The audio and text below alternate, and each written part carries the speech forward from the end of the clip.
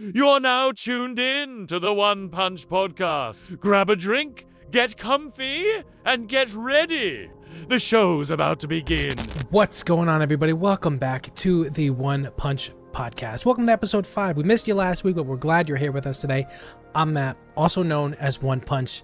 We got a fun one lined up for you today. Me and Coach are going to be diving into your YouTube comments from the last episode. We're also going to be checking in on a little design philosophy from Coach. He also has a full tournament summary to share. Of course, it wouldn't be a podcast without that. He's also made a pretty controversial change to his deck. We're definitely going to get into that. And of course, much more along the way. So sit back, relax, and enjoy episode 5 of the One Punch Podcast.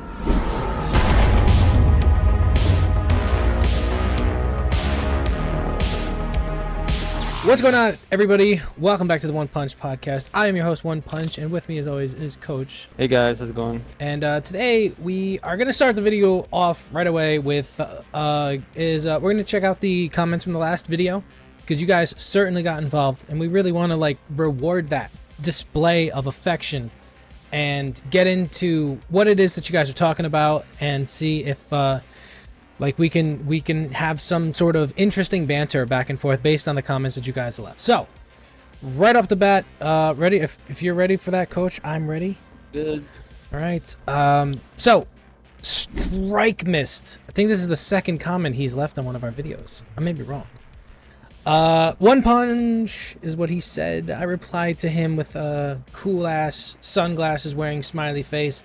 I think Strike Mist was the person in the video prior in episode 3. I think he was the one who said he wanted to get more information from you, Coach. And I was so salty about that. And I think he went out of his way to just mention me in a comment. Much appreciated there, buddy. Colchi Pan. Some of these names, man. Excuse me if I get them wrong, okay? Colgipan6185. Have you ever considered making this podcast on the likes of Spotify? I'd be interested in one. I replied with sideways eyes. Let's just get it out of the way, Coach. Yes, this is absolutely something that we have considered, something that we would like to do. But we're not going to do it until we hit at least 200 subscribers. It just makes the most sense. We're going to put in a lot of effort. I put in a lot of effort into the editing side. And Coach, as always, we really work hard in teaming up and coming up with good talking points, things to get into that you guys will be interested in listening to. And we really want to kind of push for, obviously, more media if possible. But we want an audience there before we really get into it. So once we hit 200 subscribers, we decided we will start going into that direction. Spotify and podcasts where you don't actually have to watch on YouTube. You can listen to them, but Spotify is definitely something that we were looking for. That's our next step. And at 1,000 subscribers, we have something else that we would be looking into doing. But that's at a time that we really hope comes soon. But I don't know. Does that answer that, Coach? Yeah, pretty much. The theory, this is by Driss Dank. The theory is called loss aversion, the idea that the brain focuses on losses over equivalent gains. This was in reference to him talking, this was us talking about how the feels bads feel worse than the feels goods feel good. Right? And it's he was kind of saying that the wording for that is loss aversion. We remember the things that hurt us more so than the things that made us feel good, which is why the media is so much more in the direction of showing negative news, because the human psyche, for whatever reason, just picks up on that more. We're more interested in negative things and negative attention, and we remember them longer. And it's all based around money at the end of the day. Chicano Heat says, "Yo, just found your channel. Great content." Little hand gesture sign. Does Coach have any God damn it, Coach. Does Coach have any recommendations for a deck using one of each starter deck? That's the only product I've been able to find. Y'all keep putting out great content. You replied to him there, Coach. Hey, I would recommend playing a Wing Gundam deck. Surprise, surprise. Playing white, green, and adding in Stella and trying to create a more mid-range, high body count aggro style with the common Deathscythe and the Academy packages, topping off with Wing Gundam and Aerial and L-Strike. Green-white is very nice, especially since the best white cards are all in the starter deck striker. Packs, Zowort, and such. I thought you hated Zowort, dude! I do hate Zowort. It's one of my most hated card. I had to put them in my new version of my deck, unfortunately, because people like to play brain dead one drop decks, and we gotta survive them somehow. So, but you know the starter decks come with those, and they're selling for $8 a piece, which is insane because the starter deck's like $20. But they're in the starter decks, so it's a very good package. To start with the white, start with the starter deck strike package, whatever it's called, and then add in wing for the scaling capabilities and make that deck as soon as possible. Because it has some really good mid-game power spikes, has, you know, ramp, has a direction it wants to go, and then all you're really looking for is the wing zeros for your end game, which, you know, you can purchase. They've gone down quite a bit now. They're only like, I think, 20 USD, which is quite cheap. So thanks for reaching out for Chicano Heat there. Definitely. I'm sorry I actually missed that comment 4 days ago. I just hearted it right now, but during the recording of this. But Coach obviously had some recommendations for you, including giving you a card that he hates himself. So thanks a lot, Coach. Superfly Guy 345. Is he Superfly though? There's no picture. It's just an S. Dude. Good insight from Coach. I'd say in every trading card game, roughly for every 20 net decker, there is one true deck builder / strategist on the other side, like Coach. I'd have to agree with those numbers. I find that the best decks you make are ones that you really lean into and maximize on a particular strategy. Coach's wing deck is for sure a meta call with the increased aggro. Otherwise, a more standard wing build wouldn't have lost his last match if both players drew optimally. We we both hearted his comment. I like hearing from somebody who has insight as well. What'd you think of his insight there, Coach? Yeah, I would have to agree. I don't know what the exact number would be, but you know, 5% or less would be pretty accurate. Majority of people, I think every single person in my local scene, just net decks or six is one thing that comes to their style, and I'm one of the guys who plays everything. I play literally every single deck, every single variation, and you know, going up to one of the next comments up here, yeah, Strike missed. You know, asking about, I want to hear more in depth about Coach's design philosophy. Would love to learn. I went back and listened to the timestamp at 36:33, and you know, this brings me, how do I do it essentially, and what is the design philosophy? What I essentially do is deconstruct everything. So let's say Gundam puts out a set, okay, and the set introduces all these cards. What you would have to do is take into account, okay, why did the developers of this game develop the game this way? What was their thinking behind why they designed the unit costs and everything else? Kind of like when we see, you know, Wing Gundam, why is he a 6 cost and has 4 why is he a level 6 and has 4 costs to himself, while every other link in the game has a 1 cost difference to the level, so you can link the pilot for 1. And that's because Wing 0 does 3 damage to everything that's level 5 or less, not level 6 or less. So all the meteor cards are basically level 6, so they don't get hurt by Wing 0 coming down and, you know, taking over the game. So I basically take into account all the cards in the game. I look at all the decks all at once, and once I kind of see the entire picture, almost like a puzzle piece on the wall, and I rearrange it in my head, and then I shoot out information and find what works, what doesn't, what's the fastest way to get to what I want, and what would counteract that. And a lot of people cannot do that. I'm one of the, you know, people that actually does that on daily basis in any game. And I always start with the fundamentals. I look at things from the ground up, and I don't go into, oh, this is the best deck that's winning. I don't agree with that statement ever. That this is the deck that we need to go to. That's kind of been proven in Gundam already by everybody net decking, you know, Wing 0 and blue-white blockers being the best. And then, you know, I joined this game with one goal in mind, showing people that aggro is good and how to play aggro, and it takes skill to play it with Xeon Rush. And now there's been, you know, a lot of aggro coming into play, you know, the ping decks, the control decks, tons of different aggro builds out there to like really take over the game. And the meta is kind of built around the aggro decks now rather than the defensive late games blocker decks. And so you really just got to look at the whole picture rather than parts of something, and then be able to decipher what works, what are the counters to it, and then deconstruct it from taking it all in, putting it together, then deconstructing it into various parts as if you were the game designer yourself, and trying to, you know, put their shoes on, getting into their shoes and thinking, okay, this is what they were thinking, this is why. And that really sums up how you want to go about it, and gives you a really, really good idea of why they created something and what is the direction that you should proceed with, because the game designers view the game, they're building a game towards what they think the game should play like, how it should be balanced around.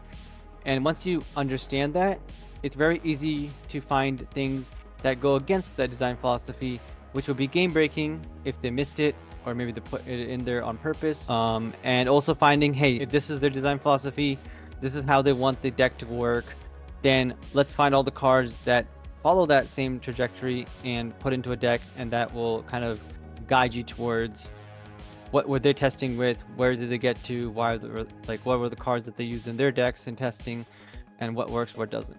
Would you agree, Coach, that sometimes the devs over there will make a card and you could ask the question all day, like, why was this card made or whatever, but sometimes like cards are just like overpowered or underpowered for no reason. But I think underpowered for pack filler, but overpowered where you're just like, why would you think this card is okay? This card is not okay. Sometimes it gets by the devs and the test team, or does it? Like, are they like kept in the game because they're overpowered? And I guess like at a certain point, a dev can't just make every card even, because then the game would be kind of boring. Like, and also those like super rare cards, like there'd be no inherent value in them other than the fact that they're rare. But like if they're really strong, they have to go above the curve.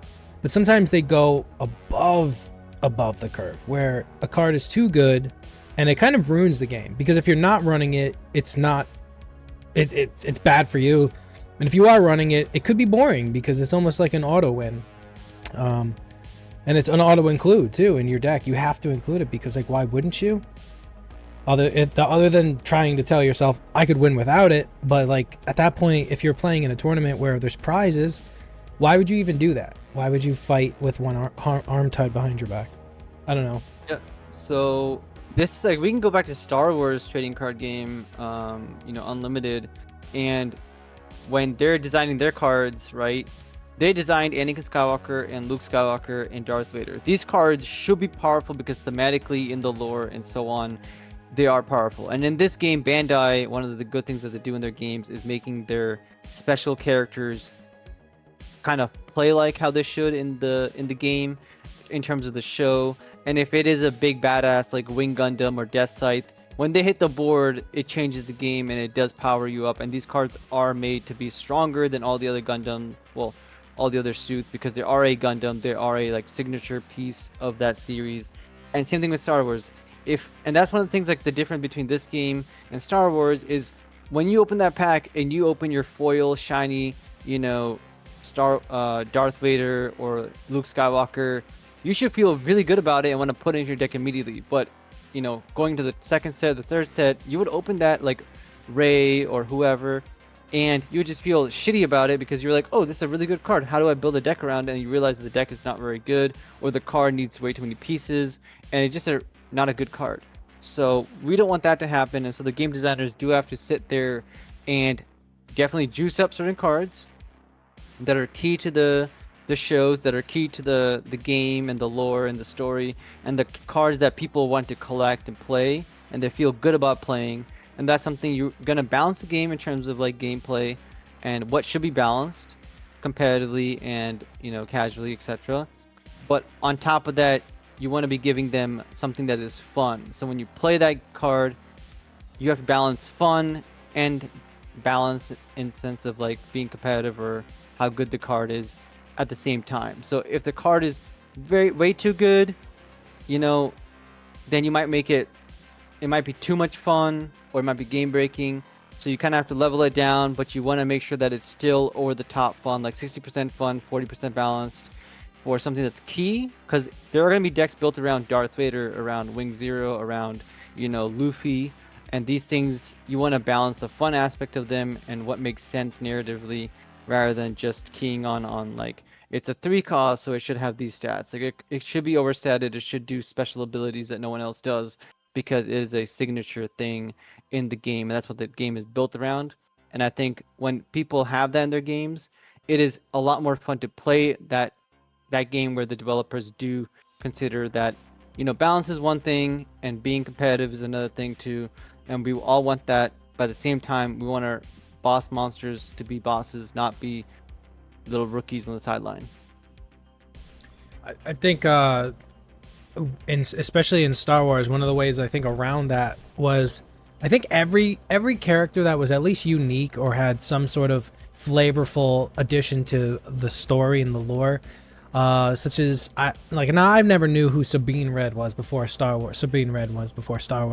But obviously I knew Darth Vader was and Luke Skywalker. But Sabine Wren was a card that, like, you can take a character who's kind of like a boss in the show or in the series or movies or whatever, and print them at low cost they're not game enders, right? Where like you think like you have to make a game ender just because they're like a big part of the story. They don't have to do that, but if you play, you can make them above curve. Like she was a 2/3, which was solid stats actually for a 2-drop. But a 2/3 is someone you could play turn 1, but she also was able to like ping something when she attacked, whether that were what was the base, or if she was attacking a target. And what was really strong about that is sometimes some of the very strong creatures in that game are of 1 defense, or they only have 1 HP left, and she could ping them without taking any damage, which was very strong.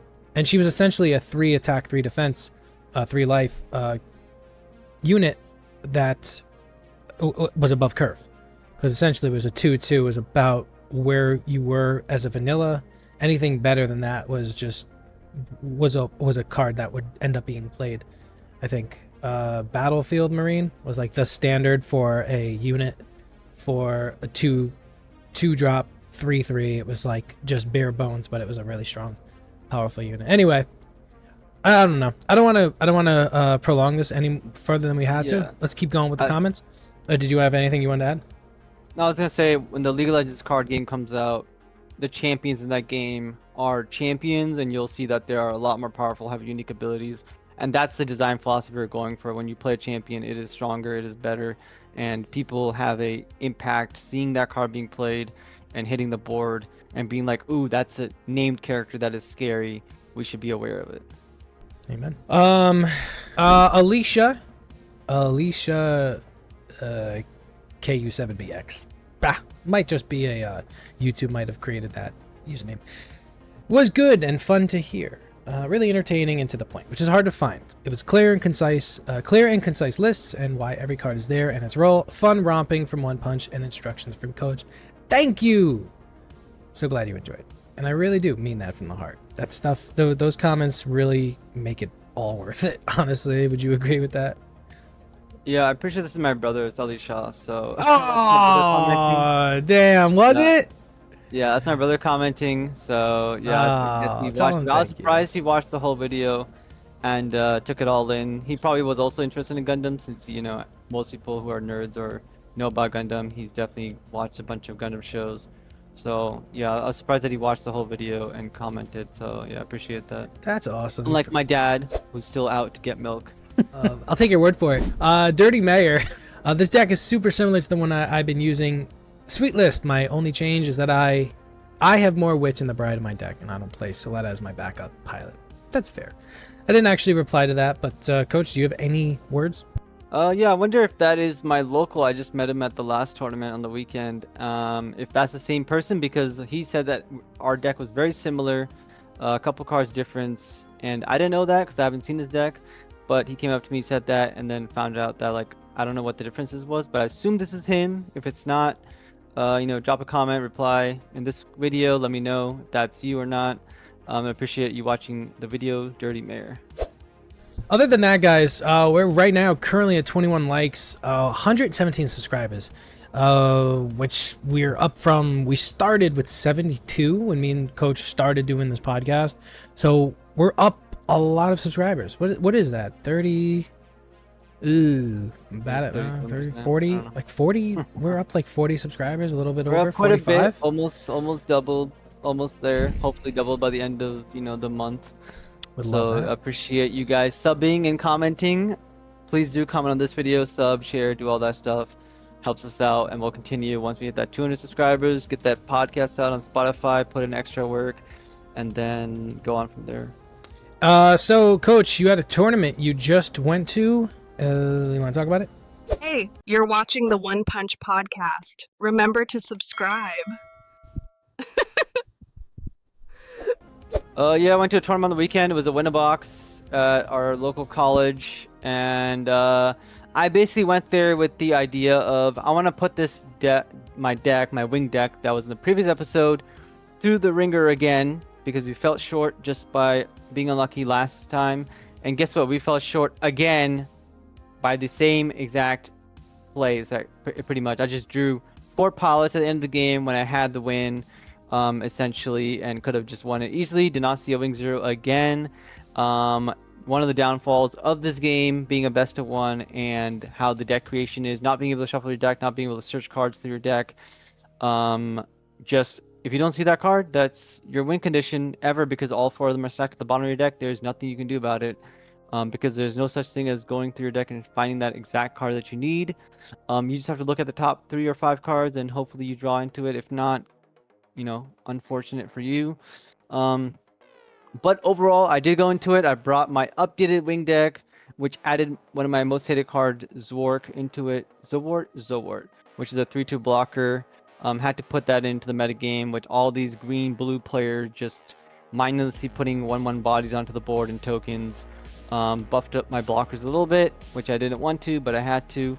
The deck is pretty much the same. If you want to know about the deck and how it's played, drop a comment, ask questions about it, or go back to the previous video and I explain it in there quite heavily. Pretty much I'm calling it the Wing 0 Burst Mode. That's what the deck name is pretty much. At the moment, if you have a better idea of what it should be called, let me know. But it is revolving around Burst, so I'm calling it Wing Gundam Burst Mode, essentially. Haven't thought of a better name than that. Besides the memes of like burst this, nerf this, essentially. Yeah. Long story short, some people were bad touched, in my opinion, because I run a lot of action cards, which Academy also plays, which is a lot of white cards. And Academy action cards are pretty much hand traps or trap cards or spell cards you can play when your opponent attacks you or does anything. And they can bounce or they can reduce their attack power, which makes you trade better and causes problems. A lot of people are not used to this. Some people felt really, really bad when they were just, I was like, they were going to attack into my guy, trade efficiently, and I would go, hey, you're going to lose all your attack power, and they would just kill their own guys. They would go to do it again, and the same thing would happen twice in a row, and they would just feel really, really shitty. And I feel like if you want to make someone's day just miserable, play Academy aggro or play the Academy cards and build an Academy deck. Go to your locals, play against people, and play a lot of those action cards and ruin their day. Don't actually go ruin the day, but just have fun with it and see how they react to that, not being aware around it. And once they see that I am playing that specific card, Unforeseen, and the bouncing card, the Witch and the Bride, their entire mindset changes about, oh, do they have this trap card, Mirror Force, Magic Cylinders type of thing from Yu-Gi-Oh! And it really challenges them to think a lot harder, which if you don't get a lot of reps like me, they're not aware of it. So that kind of gave me an edge. The other thing was my matchups pretty much was I played into a ping deck round 1, which this gentleman came into the game trying to win the box, and unfortunately for him, paired into me immediately. I had a chat with him later on, explaining to him, hey, at least you paired into me round 1, which is kind of unfortunate for you, but you lost to a tournament winner contender, so you shouldn't feel too bad, going up against somebody who's up there in terms of he's probably going to win the tournament, was one of your only losses. So, good job to you for doing well in your other games, and our game was still very, very close. So beat Ping round 1, one of the most meta decks, one of the strongest decks in the game. People consider it to be the best deck. So going into that, just beat it. Then I played into, it was like a blue-green rush deck. I think it was blue-green Zeons. I took that one down pretty easily with my wing. And then round 3, I paired into a blue-white, I believe it was, blue-white, unicorn aggro deck.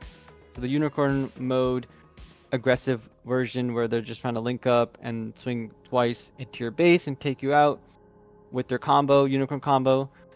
Took that out. Was a pretty close game. It wasn't that close. My opponent ended up taking 4th. I ended up taking third overall, I believe, and that was a fun time. My only loss was to one of the second place or first place. They ended up splitting the box. Was a green-red rush deck. Pretty much my other video, if you go back and watch that, he was pretty much playing the exact same strategy and deck with few adjustments, playing more of a token-based version of that with Goof and the base that summons a 3/1 token. And he ended up taking it because I could not see a single wing 0, no bursts in my shield area, and I did take him to, level 11. So on the 11th turn is when he finally took me down, and even then I almost had him on the ropes, pretty much running out of cards. So it was my deck pretty much performed how it should have, and only lost because of RNG again. And that's one of the downsides of this game being a best of one. Unfortunately, it's set one. We don't have as many synergies as we would want, and we don't have as many searchers or ways to kind of get what we need and finish games out. So that's just how we got to roll with it. But overall, the deck ran super smoothly, except for the end there, and I had a really good time. And a lot of people in the Discord, they play against it, and they asked me the question of like, ooh, how does this deck run? Your deck is very different than other people's. And for that, please drop a comment if you have any questions. And again, go check out my Wing Gundam video, the previous episode, and figure out how it all works.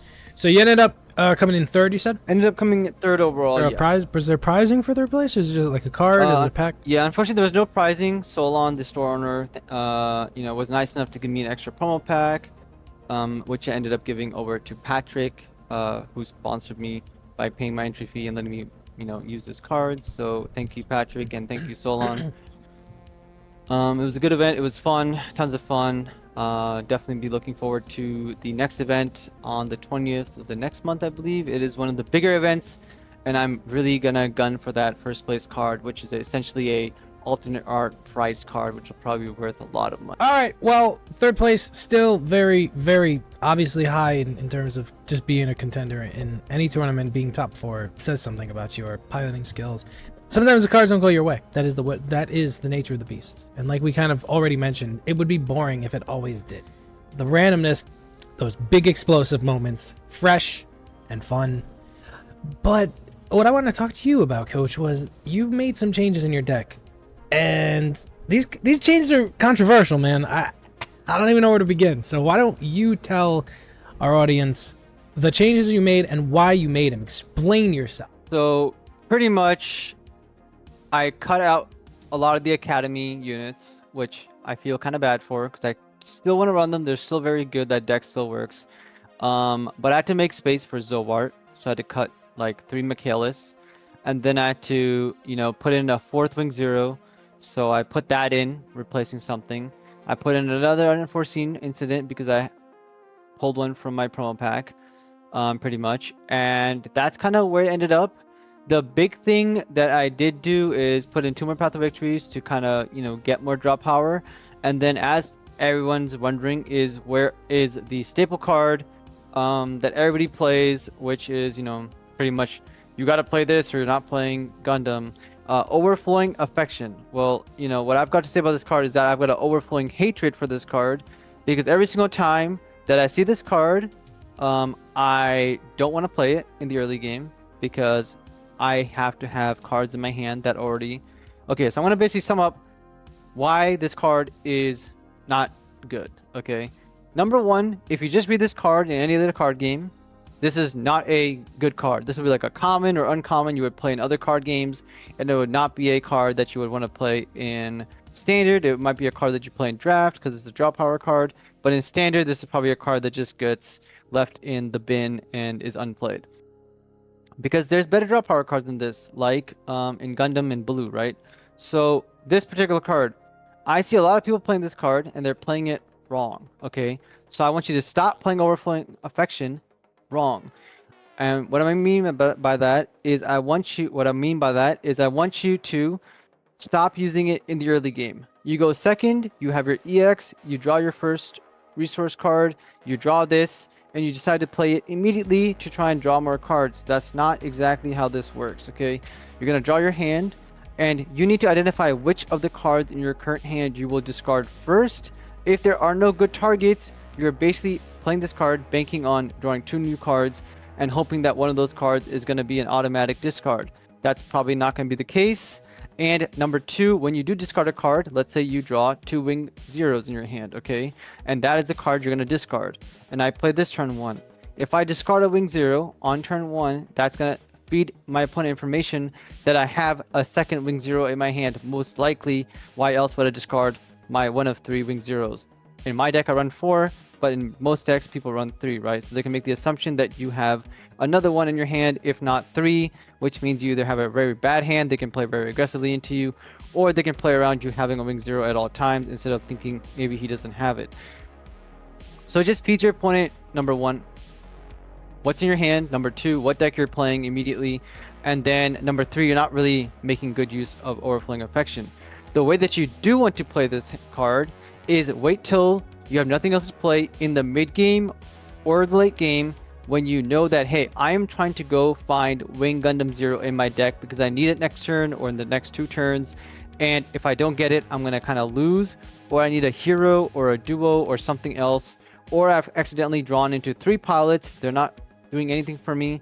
I'm going to play this card now to get those cards out of my hand and go find the cards that I actually need to win the game or gain back tempo or control over what I want to do in this current game. And based on the other cards I've drawn, I can make much better decisions. Or maybe I've hit a burst that gave me a hero, and I'm going to go find a Wing Gundam because I only have a Deathscythe in my hand, and, you know, play off of that. Stop playing Overflowing Affection immediately to go and try to draw more cards. Play it when you understand, what do I need to progress the game state? What do I need to make me win the game and get a better advantage over my opponent? Once you identify that, then play Overflowing Affection. Go find that card in particular on purpose, and discard cards according to, hey, we're on turn 4 or 5.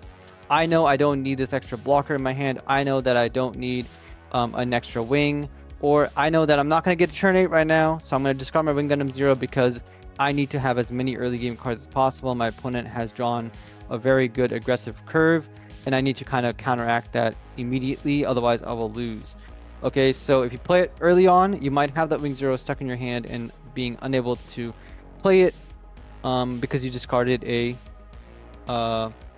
let's pretend in my deck you ended up discarding a bird mode, and you wish that you had a 2/2 guy on the board just so you could swing and trade and keep you alive for 1 or 2 more turns. So that's why I cut all 4 copies. At first I went down to 2, and now I've cut them to 0, and my deck plays a lot more efficient, a lot more smoother.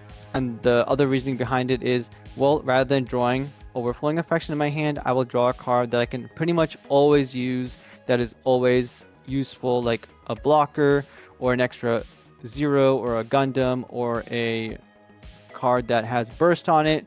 And again, my deck is based around burst, so I rather put a card in that has burst, because when we see Overflowing Affection go from our shield area to our graveyard, we feel sad inside, and I rather just have an extra base or something that actually will be impactful at all times. And this is not a card advantage card. This just lets you draw 2 and recycle your hand, so it doesn't really get you anywhere besides, you know, kind of refresh your hand a little bit and help you find something that you can play around and get your win conditions a lot faster.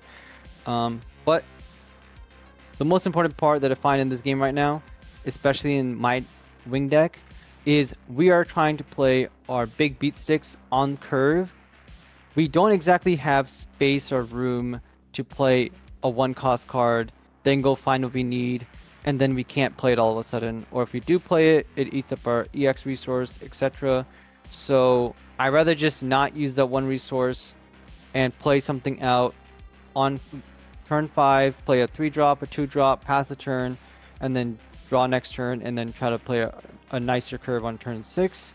Now, that's pretty much sums up why this card was cut right out the get-go to 0. All right, so now are you saying to cut this from like all decks, like every deck that runs this, or just like yours in particular, the one that you've already kind of gone over? Yeah, so I think if you're running a more standard wing deck where you have 4 Deathscythes, 4 Wing Gundams, 4 Zeros, or like, you're just running a lot more 4-ofs and in obviously other white decks, don't cut your overflowing affections because you're going to have more brick hands more often. But in my deck in particular, where I'm playing more burst heavy, taking more hits to my shield area on purpose, this card does not function in my deck as much. And even in other decks, honestly, if you're trying to cut any cards, try playing 3 overflowings, try playing 2 overflowings, see how you feel about it. Don't cut it to 0 immediately, but I think this is something that a lot of good players have already thought about, and they're probably going to run 4 still. I'm not saying they're not in their decks, but they've gone and gauged, is this a card that is valuable in my particular deck or not, and how many copies do I want to play? A really bad feeling is I play Overflowing Affection, trying to dig into something, and I draw another Overflowing Affection into a base, and then all of a sudden I discard the base, and I'm kind of forced to again play Overflowing Affection. That's used two of my resources. Now I only have 4 or 3 left, and I can't really play anything that useful. So, and it kind of skips your turn and makes you play unoptimal turns, because you're too busy trying to fix the hand that sucks for you, when you could have just had a 3-cost blocker. You could have just had a different card in your hand that just does different things, or a action card, or simply just another beat stick you could just played and then would have helped you stall out for the next 1 or 2 turns. Hey guys, sorry not to beat a dead horse. If you're watching and you haven't subscribed already, I would love it if you did. These videos, as you can see, take a lot of work. I don't just record and upload. I go through every second, I edit it down, I make it tight. I try to keep it fun for you. So if you are enjoying the podcast, a quick subscribe would mean the world to me. But you don't really care about that, do you? Hey, you're watching the One Punch podcast. Remember to subscribe. Before you said you think this game has been solved, or at least close to it, what does solved mean to you? And why do you think Gundam's already there? So in the current set that we have, I believe that the game is not solved, like that we are 100% mastered how it is played.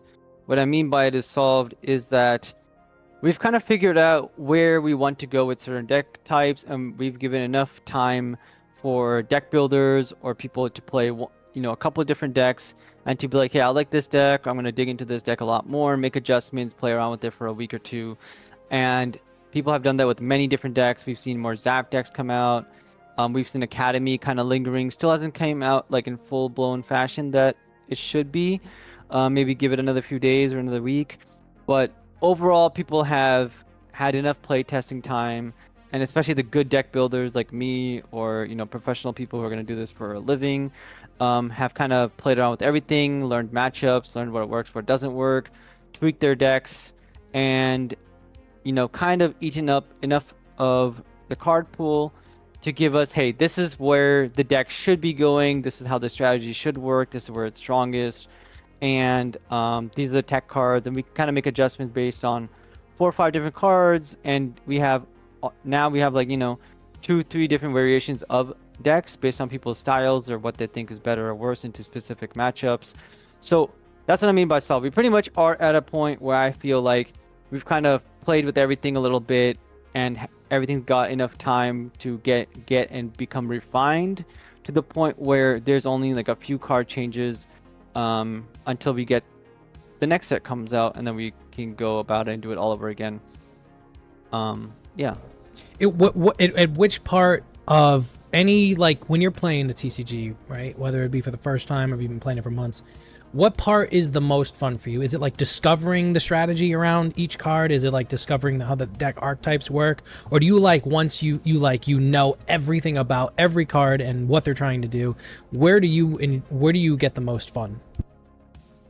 So me particular, I think I get the most fun, and what drove me to this game in the first place was like, people not thinking that aggro was a thing, or at least it wasn't, out there on YouTube and stuff. People were just talking about the same deck. So for me, it's like, hey, there's a problem or there's a puzzle to be solved. I like solving it. I just love getting all the information in. And then once the information is kind of like, I know all the cards in the game now.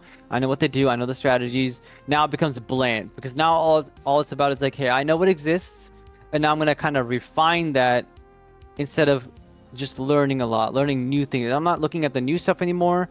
I'm looking at the same stuff but from different angles and different lights because I understand more about what that particular card or deck does. So I really like going into things that are completely brand new, eating it all the information at once. Really, it's almost like a new movie comes out or like a new game comes out and you dig like, 20 hours into it the first week, 40 hours into it the first week because you're super excited, super fun leveling up and going through like the MMO or the shooting game or card game, just being excited about it. And then after that first month, you're like, oh, like, I'm a lot less excited about it because I'm max level or I'm like now to the grindy part. And once you hit the grindy part, there's still a lot to do, right? And that's kind of where I feel like we're at now.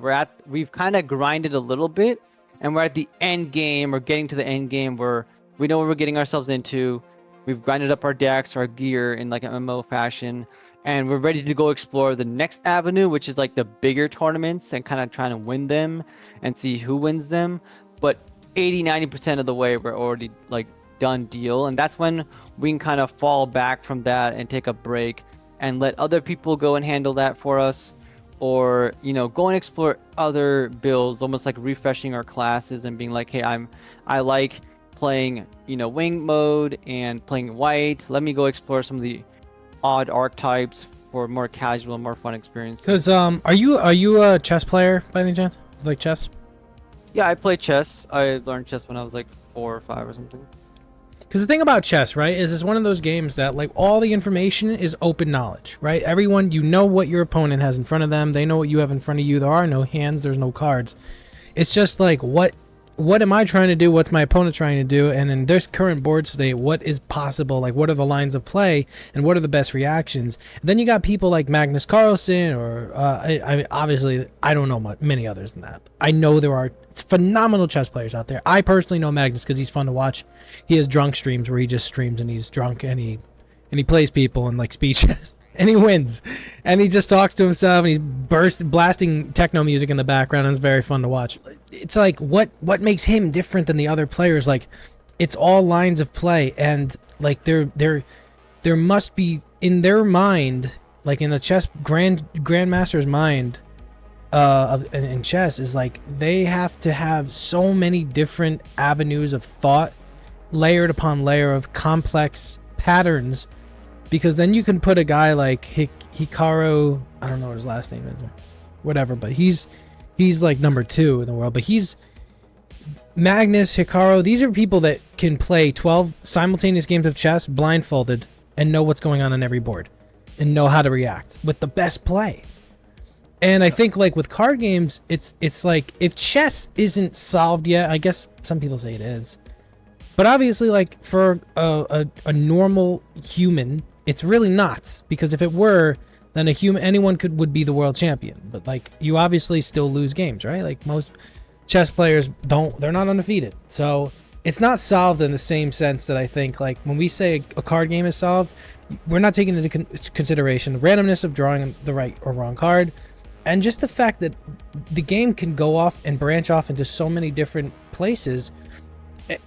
Maybe not as complex as chess, but in a way maybe it can be. I don't know. There's numbers in this game, so it's like dynamic, whereas chess is more, yes, the board is dynamic, but the pieces remain the same.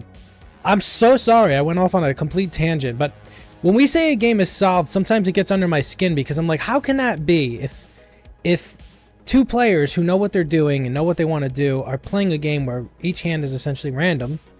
How can it really be solved? Other than like we know what we want to do, but maybe we don't get the opportunity to do it. Does that make sense? So yeah, I'm glad you brought this up because that's the difference. So you asked the question of like what makes Magnus Carlsen different, right? And the biggest thing that makes him different is that he plays almost like off of feelings and creativity rather than the other pro players, especially from India, that go off of like they play by the book. They've mastered everything, they put a lot of time into it, and they do a lot better in the like longer tournaments that last like 8 hours per tournament, whatever, per round. And they just kind of like sit there, think about the game for 30-40 minutes and then make a move, and they kind of figured everything out, almost like, going through all the lines, making the perfect move rather than going off of feeling and playing like newer moves or interesting or creative moves. They're just going off the most stock standard, best move is this, okay, play it. and it really gets boring, and that's where like a lot of the chess players will stop playing. And that's like looking at my list, why people enjoy it so much and ask so many questions on the Discord is it's completely unique. No one is playing this style of list that I've seen or even heard of and on the server, etc., because it's a very burst oriented, and there's not like many decks in the game that are burst oriented, and that's a mechanic in this game that people haven't really explored as much, and that's an avenue that I'm going down because it's a very, you know, interesting and outworldly thing to go into because it carries a lot of risk because you might not have any burst. People haven't really explored it. They're playing stock standard wing, which is very solid, but I'm going down a different avenue, and that's what those players typically basically do, and that's why some of those players don't enjoy, you know, looking at someone else being like, oh, you're playing the same old, like, you know, Boba Fett deck or Blue White Blockers deck, or Master Yi just sitting on a board being like, yeah, I'm going to AFK or Ari, right? Just move you, hold the position, and score all the points. And so my deck completely goes, you know, throws a curveball into everyone's plans, and people get very, very upset when they play into this deck because they don't expect me to have burst. So they say I'm getting very lucky that I'm hitting my burst, but in reality, you look at my burst and you count all the burst cards I have, I'm going to be hitting burst very, very often, if not every other card is going to be a burst, if not more. So they kind of don't expect it, and it bad touches them. And, you know, that's the fun of creating these decks. And things are not solved.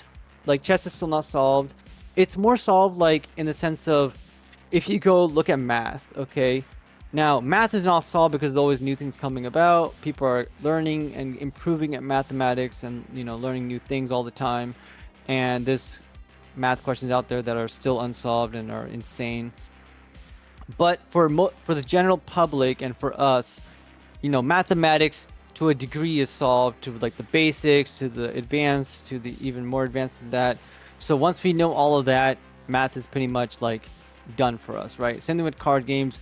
We pretty much know what we can do with the decks, where it's going to go, what are the options, until somebody comes up with something very, very exceptional and unique.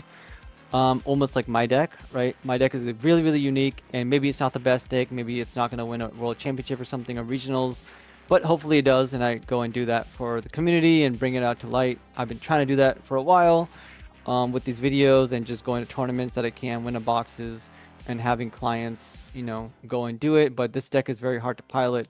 So when I say it's solved, it's like we kind of know what it means to play wing deck. We know what it means to play a Master Yi deck. Not we know what's the best version of it or where to go with it, but we know there's 2 or 3 versions out there that are really strong or really well made, and this is like kind of the meta or the net. Okay, that's actually a really good way of explaining it, because I know people already think like the Riftbound League of Legends card game is solved already. There was actually a guy who commented on a video, and he's like, yeah, I mean, the game's pretty much already solved, so we're just waiting for set 2. And I had to actually comment on the video. I was like, maybe you should go outside, because if the game is already solved to you, that means you're doing nothing but playing that game. And not to sound like a complete asshole, but shut up. Stop trying to sound smart. And if the game is solved, fine. Then just you're waiting for set 2. You have nothing better to do with your life. Does that make me an asshole? Yeah, it's definitely not solved. I mean, you look at chess, this game is not solved. That's my point. A while. That's my thing. Okay, like in chess, there's openings and there's good lines of play and there's great responses to other strategies. But is it solved in the way that can you really say a card game is solved? Like, especially when you add in the randomness. Like, imagine if in chess you didn't have everything that was in front of you, like, wasn't known by the other player or even by you. Like, you may not draw the queen, you know, or being able to play your queen or move your queen the way that you want to move it because you didn't draw her. But you know what I mean? Like, I don't know. I know it's a stupid thing. The cool thing about chess is we have randomness in card games, right? And that's not being solved or not, because when a deck is perfect, the deck's perfect pretty much. But in chess games, when you make a blunder, that opens up a whole new lines of plays that you must capitalize on, and then go down a whole new different lines of plays to like retaliate, defend, and so on, that people might not be used to. And so that is almost like RNG in a trading card game. You might not hit what you need to hit. You might play a different line because you hit a bad hand or you hit a really good hand. or an opportunity that you saw, or you took a very strong calculated risk, right? To get out of a bad situation. And maybe in chess, your opponent didn't see it and made a move that he shouldn't have made. And that's where like the uniqueness comes from. And that's where like, Magnus Carlsen kind of plays off of that.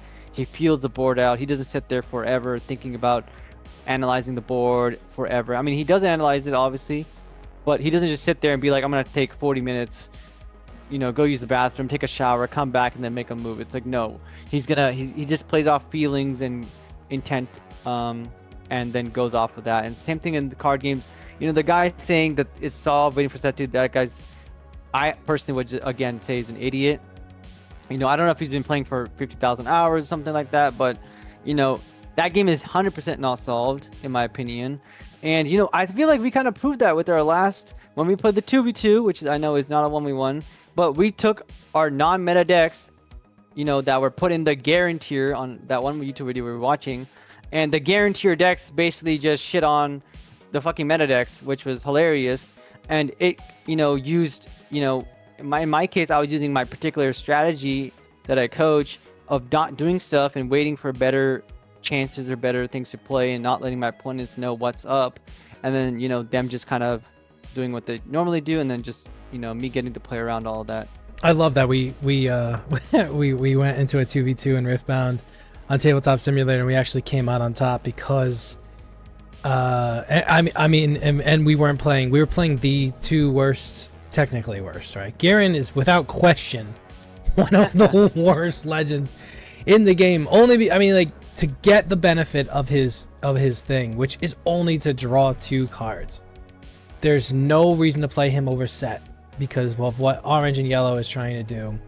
I mean, I won't get too far into Riftbound on this, but essentially we played 2 very off meta decks versus 1 C level, B level deck, and then the S tier Kaizo, which is like the strongest card in the game, or legend in the game. So we've almost hit the hour mark. Let's leave off with a few things. I just want to let again everybody know how much it means to me and Coach that you guys have been watching and enjoying the episodes and listening and subscribing, liking. All that stuff really matters to us, and we would really love to push this further and get into podcasting, not just on YouTube but also on Spotify. Though on YouTube I do put in a lot of work to make sure that the visuals are there so that you guys are still entertained if you do want to watch a screen, but hey, if you want to watch it or if you want to listen to it on Spotify as well, going forward, we are trying to hit 200 subscribers. So the faster we get there, the faster we can get that podcast out there. So if you want to like and comment and do all the same stuff, but also please, on any platform, whether you're on Reddit or Discord or whatever type of service that you're on, please remember to share our videos and to try to get the ball rolling in terms of letting people know who we are and check out this great podcast, guys, and subscribe to them, blah blah blah. I mean, it would mean the world to us, and we really do appreciate it. Every time we see a new face in the comment section or somebody just reaching out to us, be it through Discord or whatever, it's always better. I don't know, warms the heart, warms the soul, if you will. Would you agree with that? I mean, I don't care how corny it sounds. I would agree. I do like reading the comment section, and the more it makes One Punch here jealous when you guys ask me questions. But do ask me any questions you guys have, if it's like about trading card games in general, philosophies, design, whatever, my deck, your deck. And I would love to answer all those questions, especially the deep ones. A lot of my clients ask me deep questions, and when we get into the deeper stuff, it really does unlock your way of thinking about something in particular or the game. And when I talk to my buddy here, and he asked me something, he's like, how do you get good at this game? What is going on? And I give him an explanation of why, how, when, and like the whole rundown of it. And then he's like, oh, I went and tried this in my next game and it worked out phenomenally, and that's insane. And I'd never thought about stuff like this. So, there's a lot of things that you just got to look at things differently. And then you learn things. You're just like, oh my God, I never saw this game this way. I never saw how to do it this way. I never looked at something, from a different angle. And that's something you should always do in life, with people, with games, with anything, honestly, is look at it from all different perspectives, from your own, from others, and then approach it from different points of view, and then make a good statement or assessment about what is happening and what you can do about it. And make no mistake, I'm just as big of a fan of Coach as you guys are. As funny as it is to seemingly get jealous when people reach out to Coach, these are questions that I'm curious of as well. And the reason why me and Coach have even become so close is because I've reached out to him initially because of how well equipped he is to answer the questions that I've had with games. Started in Star Wars Unlimited, and he had a plethora of knowledge, and it was just, I wanted to get better at the game. I wanted to grow as a player, and he just like he explained before, he's able to dissect the game in a way I'm not personally able to do. So I'm not able to provide you guys with that type of insight, which, trust me when I tell you, no jealousy here. I'm very happy that you guys have questions. I'm very happy to have Coach as a partner my partner in crime here on the podcast, that he can answer these questions, and that as a team that hopefully we give you a little bit of back and forth from both sides, more of a competitive player and much more of a casual one, and hoping that dynamic is something that you guys would be entertained by. Any last words, Coach, before I kill? The last thing I want to say is, just met Lolo Luna on the Discord, and you can check him out at LoloLuna_. Him, and he also has a treasures. He's basically the biggest Gundam collector in North America. If you need any cards, you go to Whatnot. He goes and does streams on there, twice a week. So please do go check him out. He's got pretty much everything, luxurious collection that he's got on display there.